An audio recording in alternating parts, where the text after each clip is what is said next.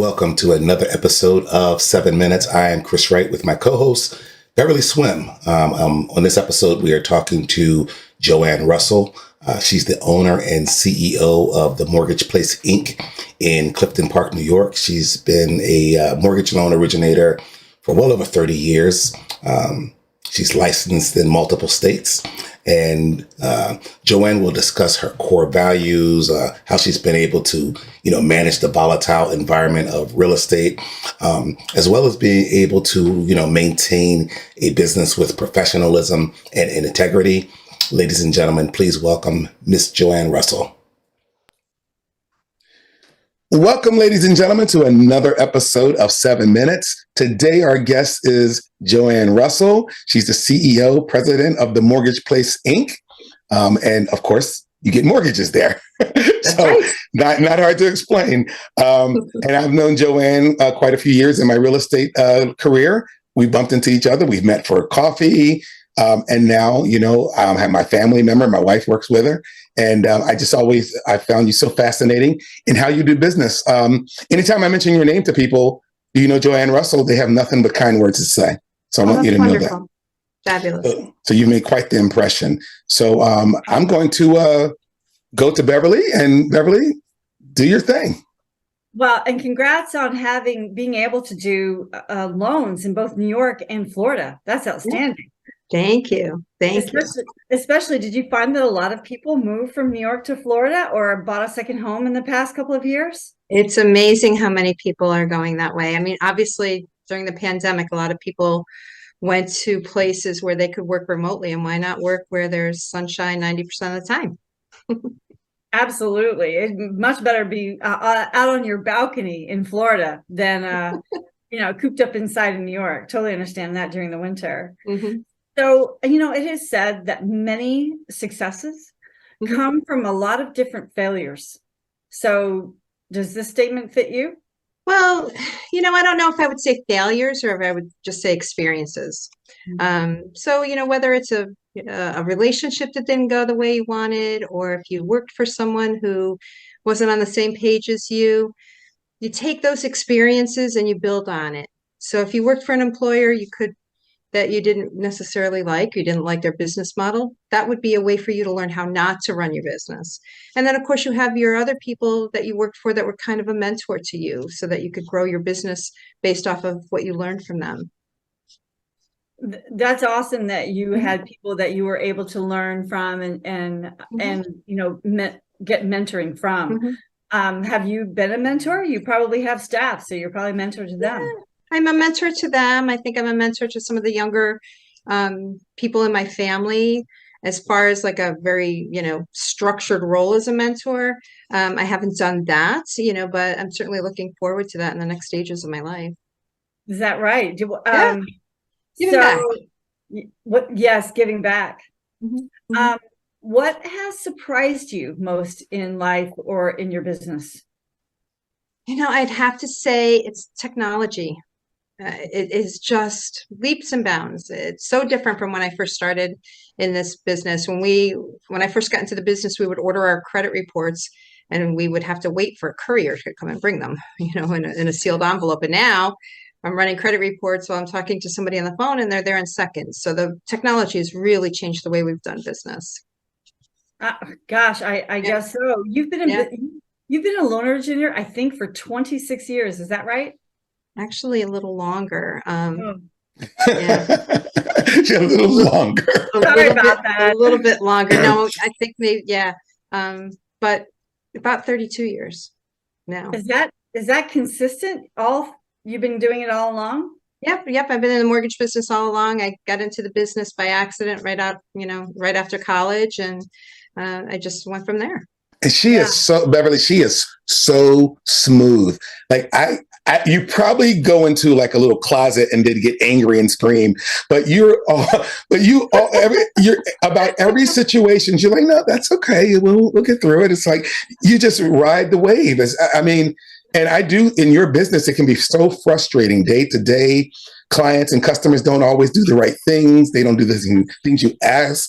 Sometimes real estate agents want to call and yell at you and blame you for everything that's going wrong. And you still just like, No big deal. We'll get through it. How did you do that? I do have the yelling closet. I do have that. You have to, right? Yeah. So, sometimes you have to take a breather, walk away from the phone, walk away from your desk, and regroup a little bit before you take a call that might be challenging. Luckily for us, I mean, we're pretty on top of things. So we really don't have people upset with us because of a process that we've done. It's usually a situation, whether it's a title report or a low appraisal, something that's really not within our control, but we try to manage it the best we can. Yeah. That's interesting. So, yeah. And then, so what I wanted to ask you, how did you, well, you worked for a broker in the past, and then you started your own company. Tell me about that process. People would like to know how you start your own business in your field. Sure. So I got into the business, like I said, kind of by accident. My sister was actually a real estate broker, and she said, I got this great summer job for you. You take loans, you hand them in, and the bank approves them, which is kind of the short version of what we do. Right. But I worked for a little mortgage broker in Schenectady when I first got out of college. And then I worked for another broker, two other brokers where, they didn't run their business like I would run their business, or run my business. So I opened up a mortgage brokerage with a partner of mine, and we had a very successful run for 15 years.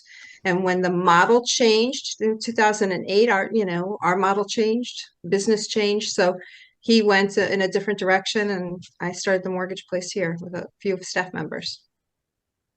Oh.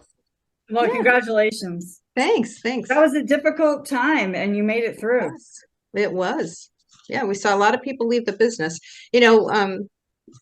From our point of view, I really never did a lot of subprime loans. As a matter of fact, I don't think I wrote any. More of the alternate A type products still being sold to Fannie Mae and Freddie Mac. So I never really had an appetite for it, and I'm glad I didn't. Mm. Yeah, you were wise, mm-hmm. like many others around. Yeah. So you are probably pulled in a lot of different directions: family, staff, realtors, processing. I mean, you have a lot going on. How do you manage your day? I am a list maker. Is that right? Another list maker. A list maker. I love a good list. So I keep lists at home, and I keep lists at work. Sometimes I do them electronically, and I'll keep them right on my calendar. I use Microsoft Outlook, and I just plug through each one, and I prioritize them, obviously, what's more important. And sometimes you have to let things go. Some things that you think might have been important, you're like, you know what? I'm going to have to either delegate that, or that's just not going to happen, So that's really how I manage my day, my life, my week, is by making lists and just checking them off. Awesome. Are you a good delegator? I could be better delegator. I'm a little bit of a control freak. So sometimes I do retain a little bit more than I need to. But everybody's a work in progress, right? So I'm always willing to learn. I want to touch on the control freak part, because your business is so regulated and it's so easy to get in trouble. Is that why, or is that just your personality? It's a little of both, Okay. So it is my personality. I definitely like to have management over even some of the details of how things go, how people are spoken to, how we communicate with our customers, how we talk to our lenders. But the other part is certainly the regulation part. We're highly regulated. There's so much that we have to be in touch with and be careful about in order to protect not only people's privacy, their financial privacy, but cybersecurity and, locking your office. So all of those things are important in our day-to-day tasks. So I guess, that does play a role in my control freakishness. It's weird in the real estate world. There's broker owners who can have as 35 to 300 agents out there working under their umbrella, having no idea what they're doing. So that has to be pretty scary if you were to, be a broker owner yourself, and you have all these people all over the place working under your name, kind of worrying about what's happening. Yeah. That's why we kind of keep it small, you know. Yeah. And New York is definitely more stringent than some other states. I mean, if you go to California, there's mortgage brokers who have a lot of people working for them. You just really don't see that much in New York. There are some bigger brokers, but for me, keeping it a little on the smaller side where I know everybody and they can come to me directly to ask questions, that's very, very important because I know that, you know, our license is protected and they're doing the right thing by the customer too. Do you have any tips for people who might want to look at a second home in Florida? Yeah. I mean, you know, second home purchases are a lot different now than they were, you know, a year or two ago. So the guidelines are a little more, you know, are a little stricter. But one of the big things you want to do is make sure that you have a good realtor beside you. The thing in Florida is there are a lot of different condos, a lot of different condo requirements, so much different than New York. So you really need to have somebody like us who knows the financing in Florida, and you need to partner up with a great realtor who knows the communities, what's allowed and what's not allowed. In New York, it's very common to have attorneys, not so much in Florida. So you really need to have a good understanding of the contract that you're entering. And like I said, you know, every homeowners association is so very different. So it's really important to have somebody who's got the knowledge of that. Yeah, some of those HOA rules and fees, Mm-hmm. it's really difficult. Yeah. And then there's, you know, you have a master homeowners association, and then you have many little associations many times within there. So you are bound by the master association, but then you also have to pay attention to your homeowners own association that's within your community that you're purchasing in. Do you think it would be wiser to do a cash out refi here if they've got a lot of equity in their home here and then pay cash down there? Yeah, that's certainly an option to do financing. It really, you know, everybody's situation is so different, you know, so leveraging your house here may not be a wise idea if you want to kind of spread the risk between both properties. But what some people are doing, you know, is they are putting in cash offers. And if you can get your financing before you're closing, then you can put your financing in. And if not, you pay for cash and you do what's called a delayed financing where you cash out of your property right after you purchase it. What's the best piece of advice you would give to a new person wanting to get into your industry? Be educated. Really, really. I mean, that's really what you have to do. You have to hit the books. So when you go to get your license in New York or any other state for that matter, you don't learn all the practical things that you need to learn in order to actually conduct business.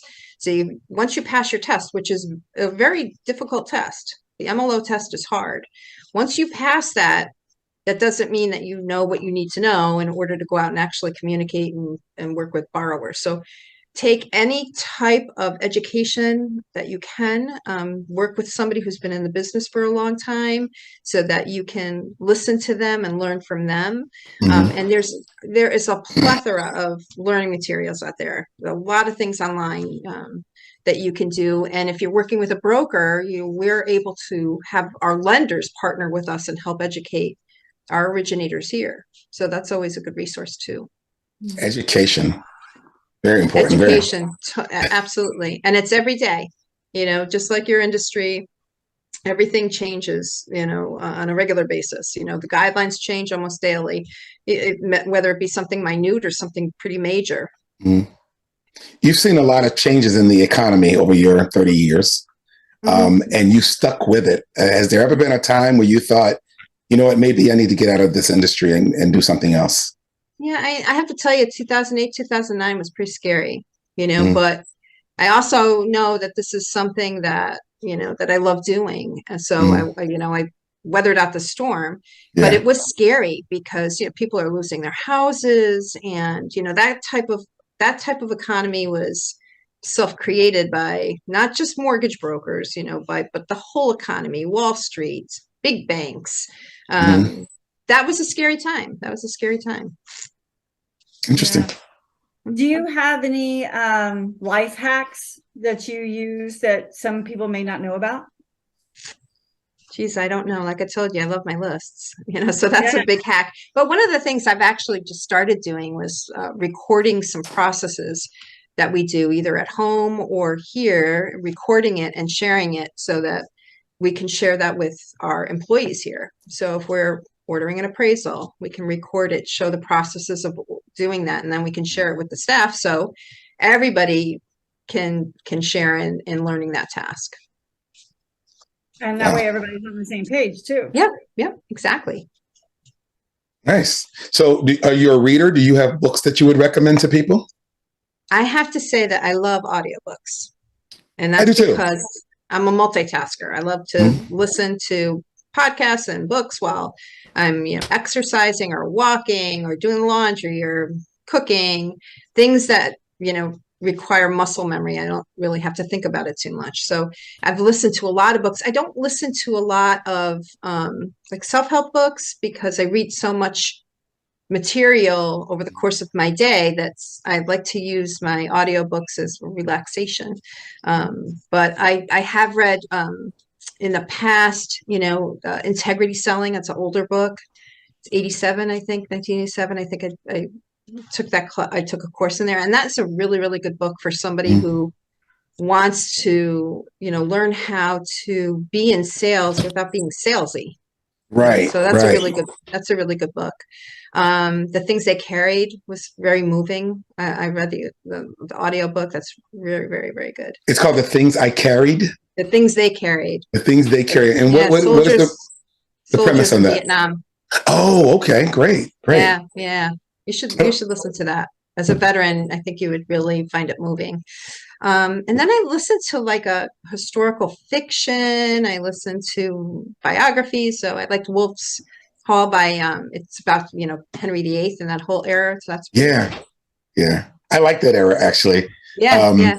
The Tudors. That was one of my favorite trash series, I should say. It was a really good show. Yeah. Some of the books that I read are not quite as